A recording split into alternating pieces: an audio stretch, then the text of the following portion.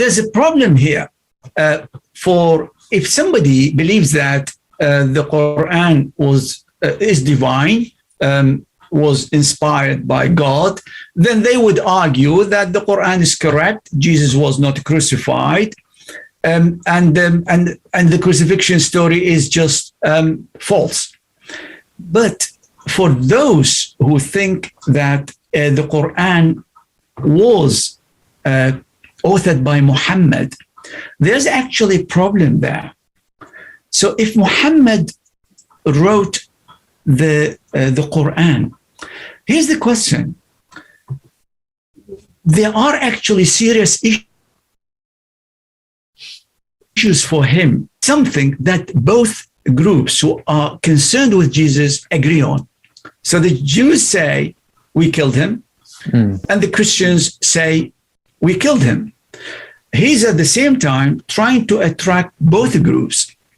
The killing of Jesus is of no significance to him, to the Quran. He's trying to unify all of those, yet he comes out with what looks like a statement that stands in the face of history. Everybody he knew, every Jew, every Christian, believed that Jesus was crucified. And he's trying to tell them, we believe in the same God. I believe in the Torah, in the Injil. Jesus is so-and-so, Moses is so-and-so. However, what you say about this particular issue, I'm disagreeing with. What sense does that make? I think it's actually a very, very good point. I mean, there's even that verse in the Quran says to people about, let us come to common terms. He's inviting them to come to an agreement. So the emphasis here is on consensus. Let us understand what we share in common.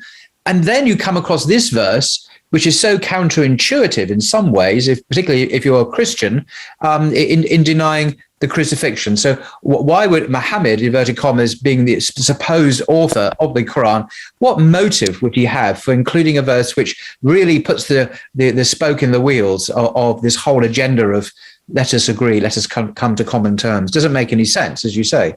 Absolutely.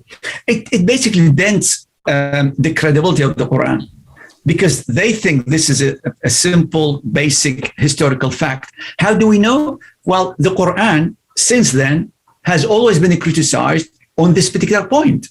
The historic claim that has received the most criticism from scholars, non-scholars, is the crucifixion of Jesus. Now, he comes out and basically puts out a statement that he would make kind of, if you like, threaten his whole message and mission.